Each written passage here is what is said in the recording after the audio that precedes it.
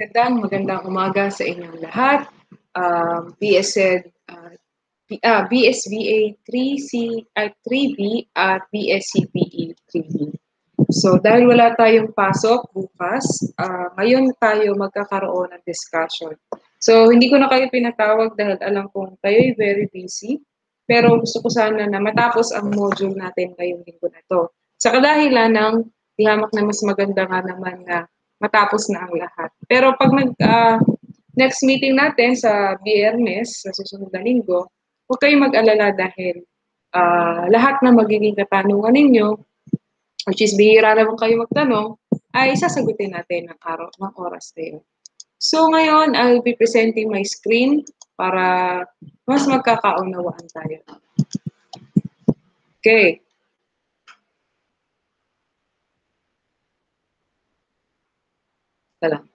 Right.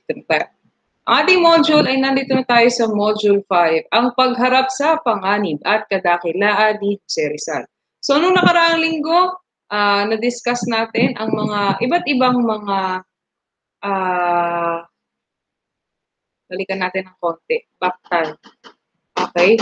So dito na-discuss natin ang mga iba't ibang lugar na pinuntahan ni Dr. Jose Rizal. So napunta siya dito sa mga iba't ibang bansa na to, sa Hong Kong, sa bansang Hapon na nakita niya si Jose San, sa Amerika, nalungkot siya dito kasi nakita niya na meron ding racism. Sa London, nakita natin din dito na dito siya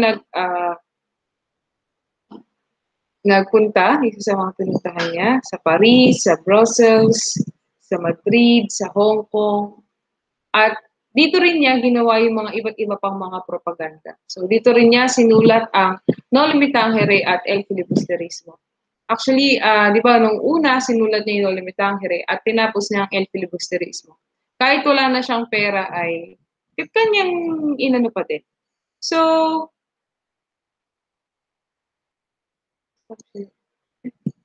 okay.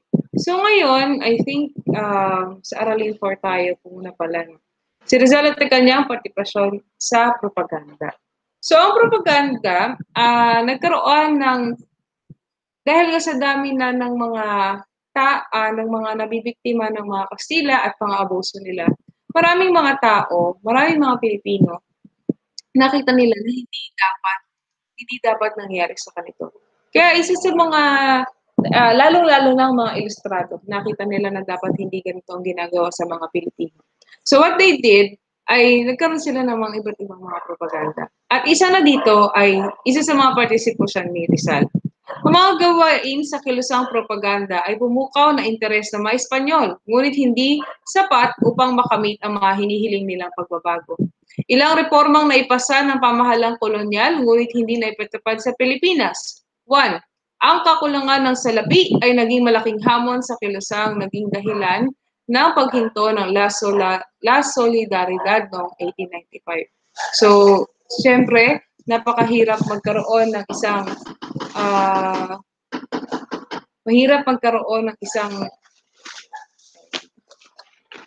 na mag-publish ng isang newspaper during that time. At saka nandun sila sa mga puti. Alam natin na mahal ang gastos. So, nagkaroon ng problema sila dito at talagang nagtipid sila. Isa nga din daw sa dahilan kung bakit si Marcelo H. Del Pilar ay nagkaroon ng TB. Kasi nga sa pagtitipid nila, ang sigarilyo sa lugar na yun, napaka-importante. Bakit importante? Kasi napapainit nito ang kanilang mga katawan. So may mga ganong theories at kaya nagiging malala ang sakit nito. Nahati rin ang komunidad ng mga Pilipino at Espanya dahil sa ilang hindi nagkakaunawaan.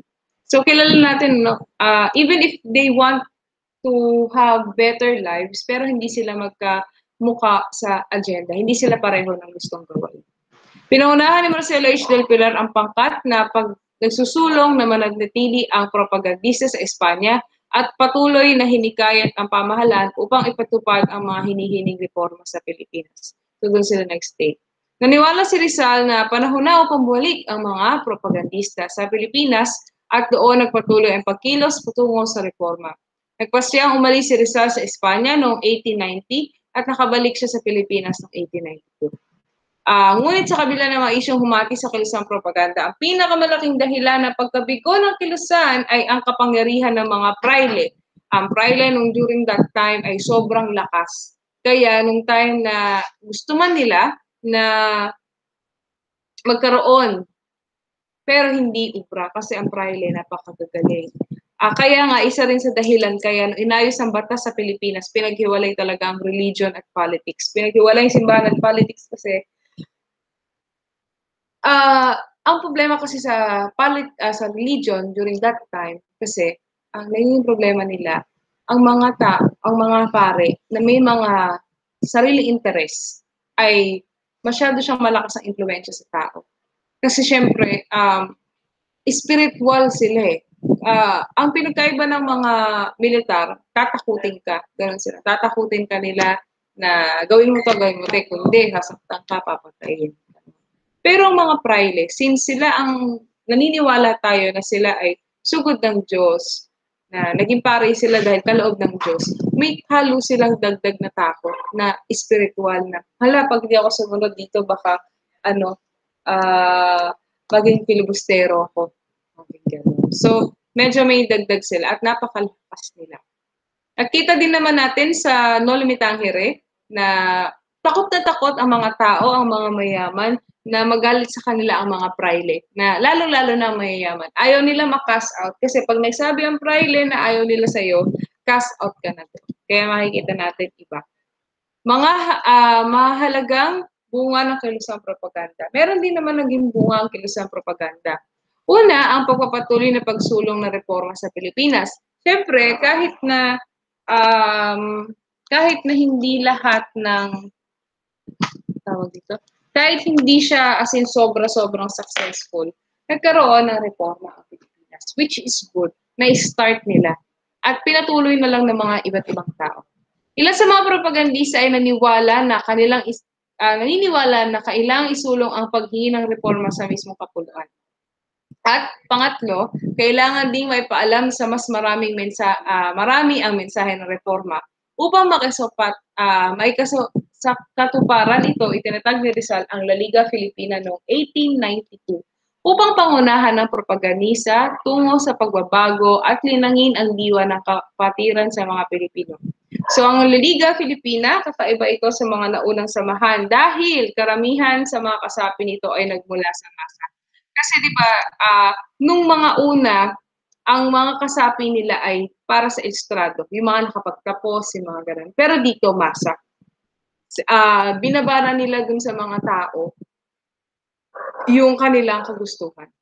Okay. Sa Aralin 5 dito, nagsulat na siya ng Lolo Mitangere at El Filibusterismo. This part, ito ang project niya sa akin. Kaya hindi ko siya masyadong dinidiscuss kasi it is for you to find out the reason why I want you to read this one. Pero, kahit ganun pa man, kahit hindi ko i-discuss sa inyo, bibigyan ko na lang kayo ng ilang mensahe ayon sa Lolo Mitangere. Sa Lolo Mitangere ay sinulat niya ito sa Europa. Ito marami siyang minulat ng mga Pilipino dahil nakita dito na ang gara ng bawat tao kasi dun sa nobela niya, actually ng Noli at LPD, meron silang mga kanya-kanyang representasyon. May mga iba kagaya ng makikita nila na pinakita kasi ni Rizal doon na yung mga tao, yung mga mayayaman sa dalawang nobela na ito, pinakita nila na mas kahit hirap na yung mga meaning, yung for example, yung pista, talagang sobrang gustong-gusto ng mga tao na yung mga pare ay igalang tsaka i-impress na to the point na kahit hindi sila okay, yung pagsisimba nila, kahit ayaw nila magsimba, ginagawa pa rin nila kasi kailangan. At ang makikita din natin na during that time, pareho ang simbahan at ang mga sa politika, pareho silang mayroong nangungurakot. Mahal ang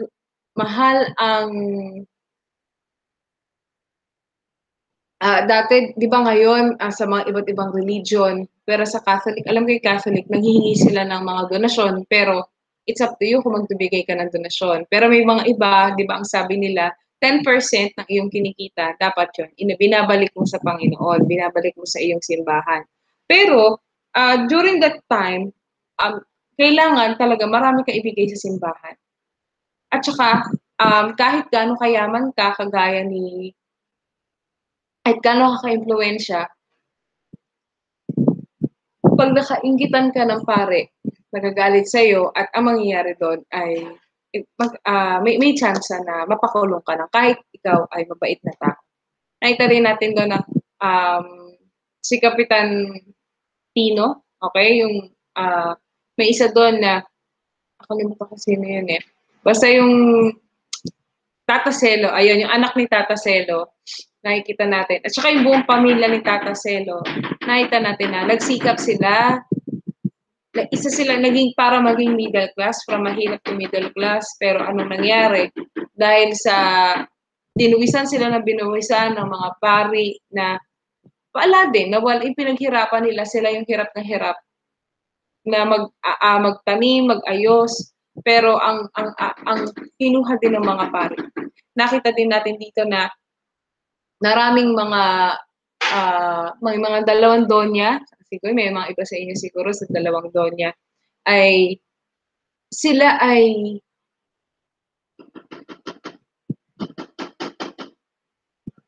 ayaw nila na maging Pilipino. Talagang ang makapal na makeup, tinatakpan nila ang pagiging Pilipino nila. Ayaw nila, mas gusto nila mag-ibang lahi. Mas tinatalikuran nila ang kanila.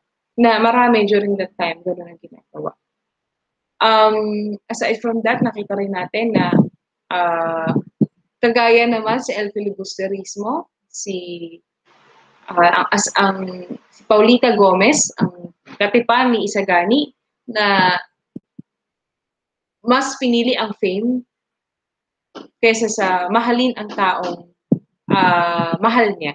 Okay? Mahalin ang taong katipan niya. Mas pinili niya yung fame, mas iba yung pinili niya na tao. So, mapapansin natin na naging malungkot ang ending pareho ng dalawang nobela. Lalo na ang panghuli. Kasi, sa ending ng nobela ng Noli, ang nangyari doon, nagsimatayan lahat halos eh. Bukod pa doon, si Maria Clara ay nagpunta na sa Beaterio.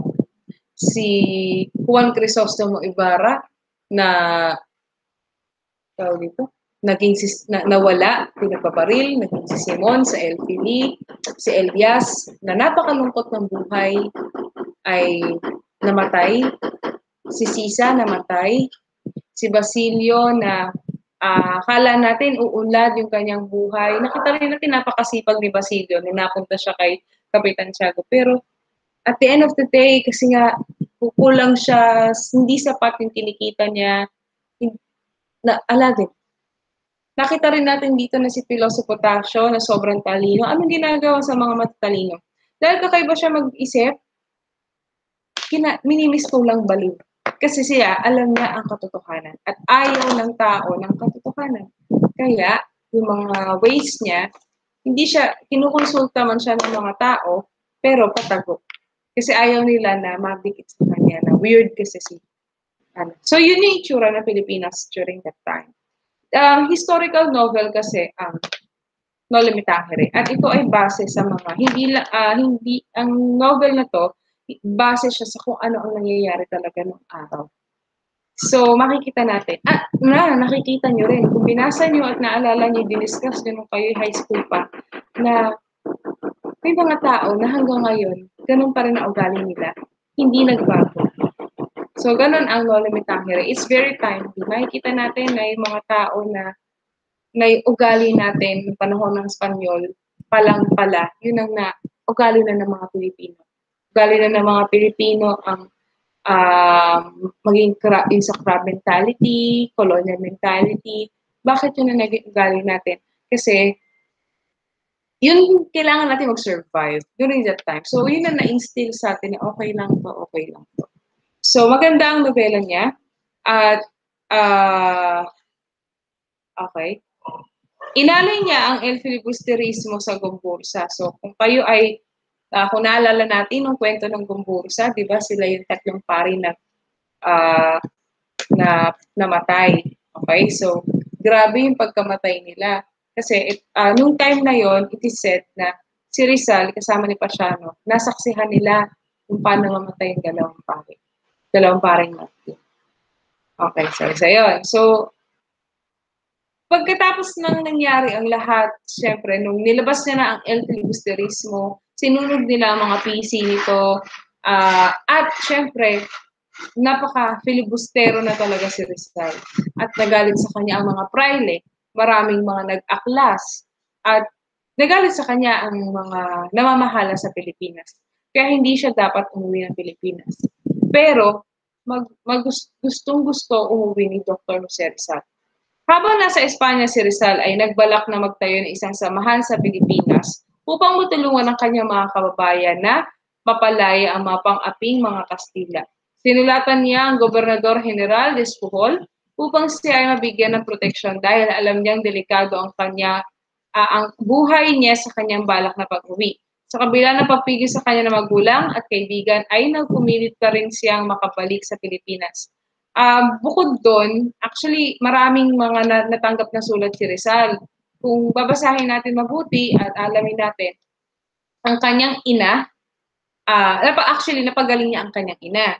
Nabanggit natin yan nung nakaraan. Napagaling niya ang kanyang ina sa kanyang sakit, pero ang time na nagkaroon na ng problema, sinunog yung bahay nila. Okay? Tapos si Doña Dolay, pinaglakad sila ng pagkahaba-haba na ilang metro. Kahit matanda na siya at may sakit, pinaglakad siya ng pagkahaba-habang metro, pinarusahan sila, ang kanyang buong pamilya. Makita natin na grabe talaga. Yung nangyari sa buhay at pamilya ni Rizal. Pero gusto niya umuwi. Bakit? One, gusto niya isa katuparan ang proyekto niyang magtayo ng kolonya sa Hilagang Borneo at magtatag ng samahan ng mga Pilipino, ang La Liga Filipina. Unyo 26, 1892, umuwi si Rizal kasama ang kanyang kapatid na si Lucia. Tumuloy sila sa Hotel de Oriente upang doon manatili habang nagpaplano si Rizal sa kanyang samahang itatatag. So bumalik pa rin siya sa Pilipinas. Kung ikaw kaya, babalik ka pa sa Pilipinas. Siyempre, number one nating sasabihin na baka hindi. Kasi mahal natin ang ating buhay.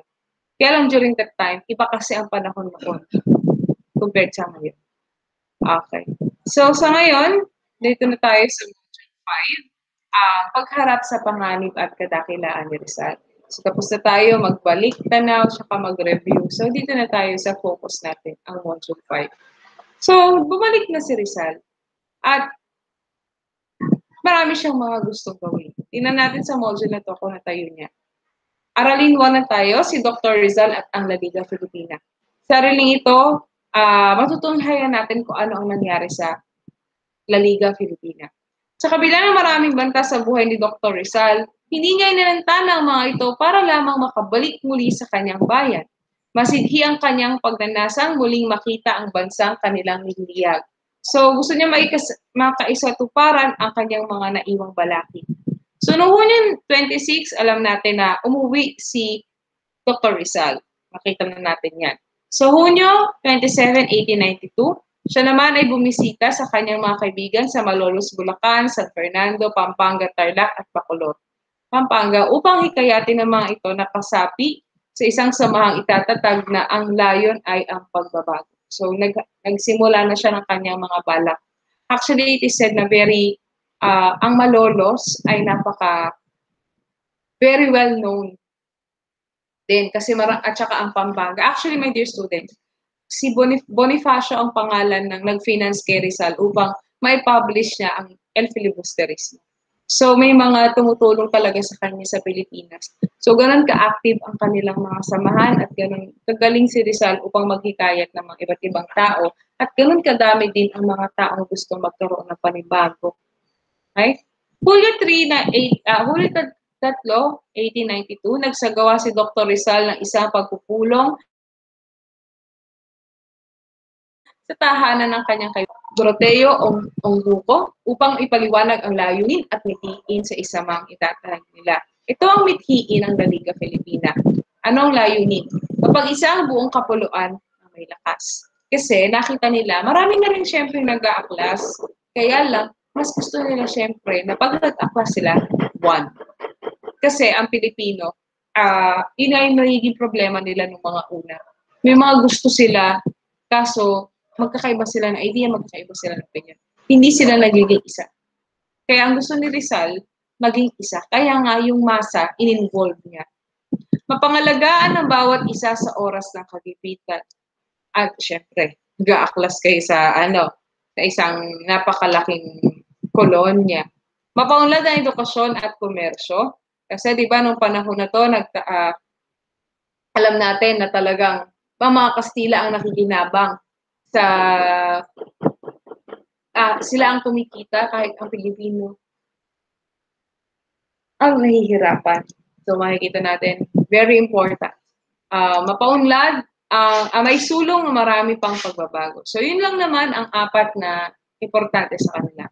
Ang bawat individual ay nagnanais maging kasapi ng samahan ay kinakailangan magbayad ng membership fee na nangangahalagang 10 centimos lamang na gagamitin sa gawain ilusad. Siyempre, kailangan nila ng pera. So, makikita natin, the familiar faces, okay?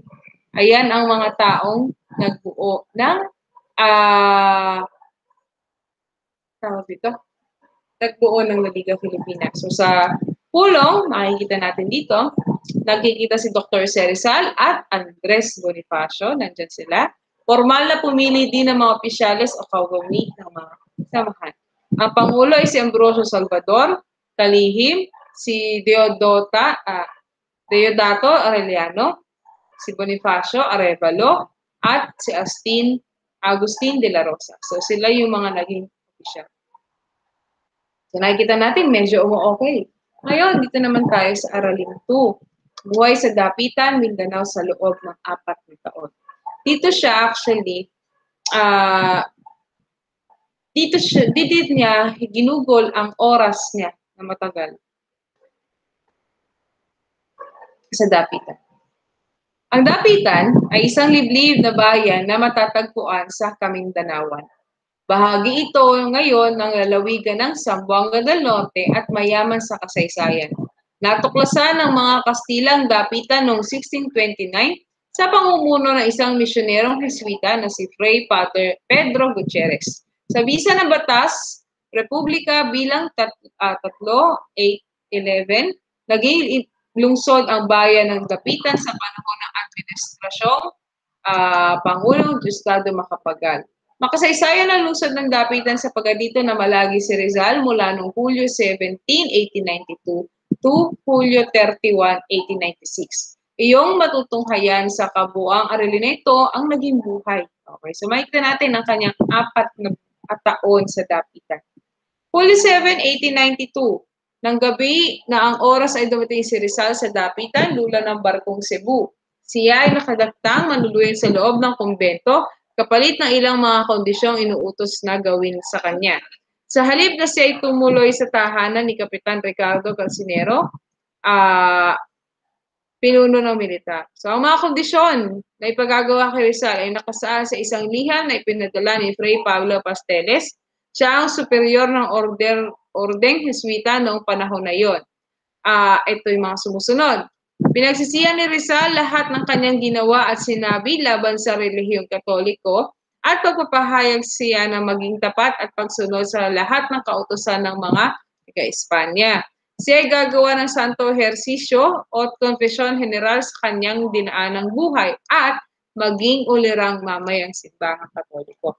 Kaya ang sabi nila, yung Dapitan daw ay doon pinatapon si Rizal. Pinatapon siya in a way na malayo kasi yon, liblib na liblib. Pero may under probation siya. Kasi nga 'di ba, naalala natin bago siya umuwi ay nakipag-usap muna siya sa gobernador. So, kahit papaano, mayroon si Rizal na meron siyang lakas, may backer si Rizal. Mapayapa naman ang naging buhay ni Dr. Rizal sa kanyang pananatili sa Dapitan. Nagtayo siya ng sariling bahay at tinawag itong Talisay. Sa kabila ng payapang buhay, hindi pa rin niya tinigilan ng mga kaaway sa pamamagitan ng pagbabadala ng isang bayarang mamamatay tao at maniniktik na nagpapanggap na kanyang pinsan upang bantayan ang bawat kilos niya. Sa huli, hindi ito nagtagumpay dahil natuklasan niyang isa palang impostor ang di umanong nagpakilalang pinsan niya.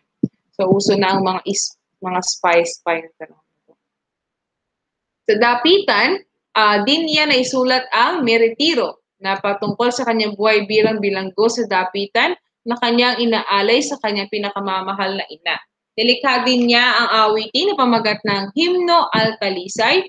Ito naman ay Pastang Bahay ng Talisay, Zamboanga del Norte. So dito rin sa kanyang hiling, nagkaroon siya ng paaralan. Ang patay ng eskwelahan na dapitan sa kanyang usapin luminti sa liham. So nagkaroon siya ng mga mag-aaral. So dito niya tinayo at ipinamalas ang kanyang kaalaman sa panggagamot, pag-aaral, gawaing kalakal, pagsasaka at iba pa. So mayroon siya mga ibang hayop na natuklasan. Ano-ano yon? Ang Draco rizali, butiking lumilipad, Apogonia rizali, maliit na uwang, at ang Rhacoporus rizali, isang di karaniwang palaka. So ito yung mga natuklasan ni Rizal. Kasi makikita natin si Rizal, very, very, very, talaga. At saka nung time kasi na yun, marami pang mga hindi natutuklas na mga hayop. Okay. Sa aspeto ng pag-ibig, dito na niya nakita si Josephine Bracken. Ito ang kanyang nagsilbing asawa. Sila ay nagsama bilang mag-asawa at nagbiya ng isang anak na lalaki na pinangalan. Ay, sorry. Sorry. Yung aso ko, wala. Sorry. Pinangalan ng Francisco. So, naalala natin yun, ano? So, ni Dr. Rizal ay mapagmahal na asawa dahil alam niya ulilang lubos na daw si Josephine. So, napakaganda ng kanilang pagsasama na 4 na taon. Sinamantala din ni Rizal ang pagkakataong makapagbukas na rin ng isang klinika na ito tutulong sa mga taga-dapitan sa atensyong medikal. Kasi nga nasa liblib dito. Kaya dahil dito, dumating sa dapitan ng kanyang mga kapatid na si Maria at ang kanyang ina noong Agosto 1893. Isiginawa ni Dr. Rizal ang pangatlong pagtitistis ng mata ng kanyang ina at naging matagumpay. Ngunit nagkaroon ng implikasyon ng alisin ang bendang nakatakip sa mata nito. Ito ay isang bagay na hindi nalalaman ni Dr. Rizal. So, nagkaroon ng problema. Tsaka noong time na yon yung medicina talaga, hindi naman siya super kagaya ngayon. Yung mga dating, mas marami na kasi ngayong mga lumabas na komplikasyon, sakit, at mga natala. Kaya, mas maalam na ng mga doktor ang gagawin. Pero during Rizal's time, kasama sila sa inaaral nila kung ano yung mga nangyayari.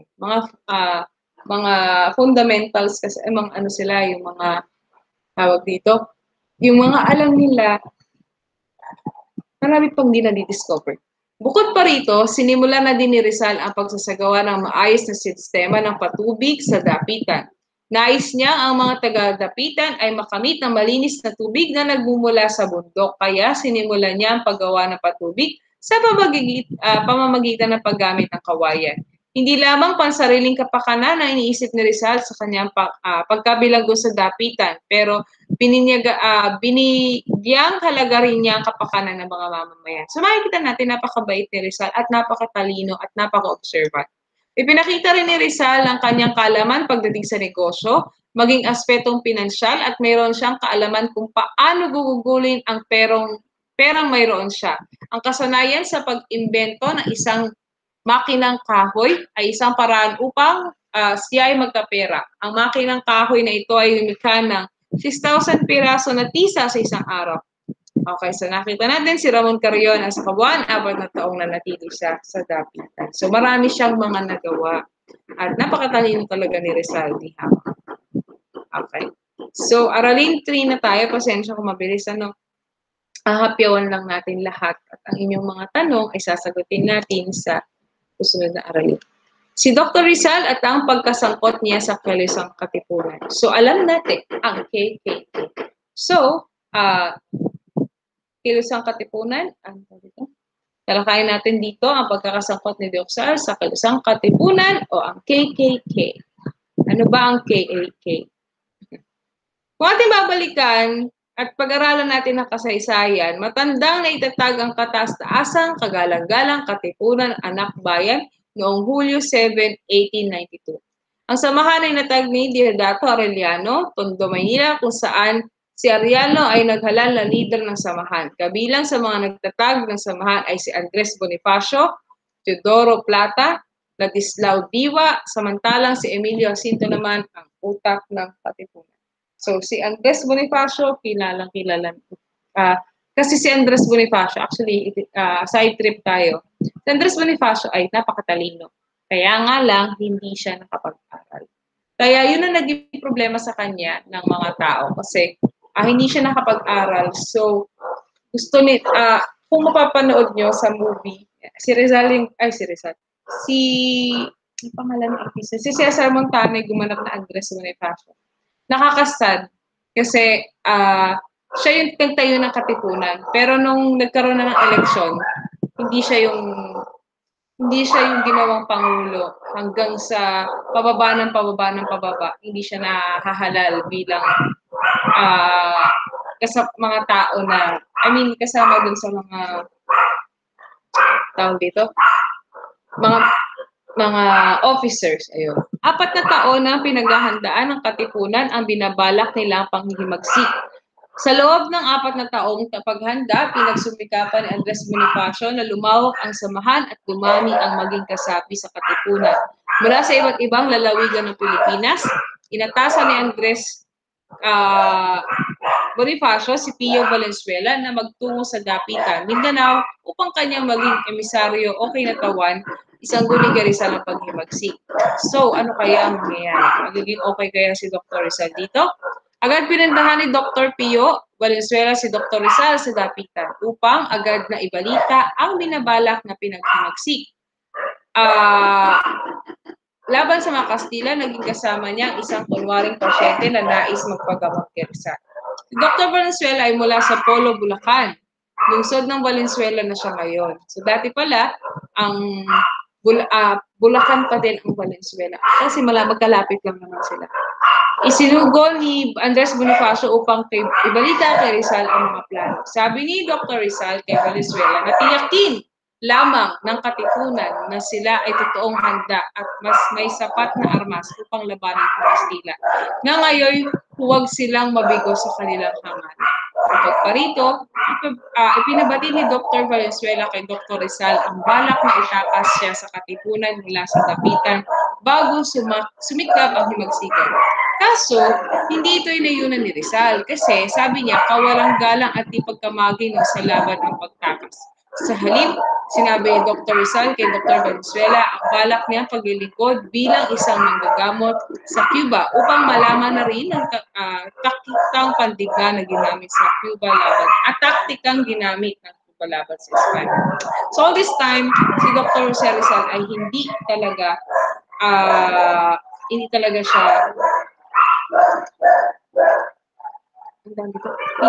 siya more on paglaban. So, I'll be having another video kasi medyo mahaba to. Patapos na. I-cut natin. Okay? Stop presenting. And stop recording.